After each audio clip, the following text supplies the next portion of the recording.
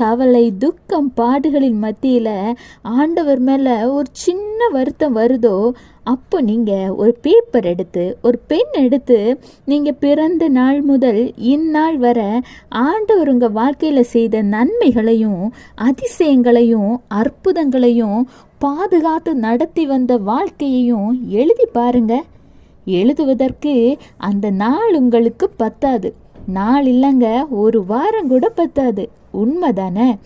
எவ்வளவோ நன்மைகள் ஆண்டவர் செய்த பிறகும் இப்போ இருக்கிற இந்த ஒரு சின்ன கஷ்டத்துக்காக ஆண்டவர் மீது மனவேதனை அடையலாமா?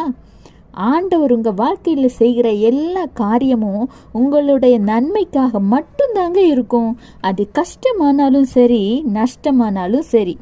இனிமேலாவது எல்லா சூழ்நிலைகளுக்கையும் குறித்து ஆண்டவரை குறை சொல்லாது நன்றி சொல்லி அடுத்த காரியத்தை நோக்கி பயணி.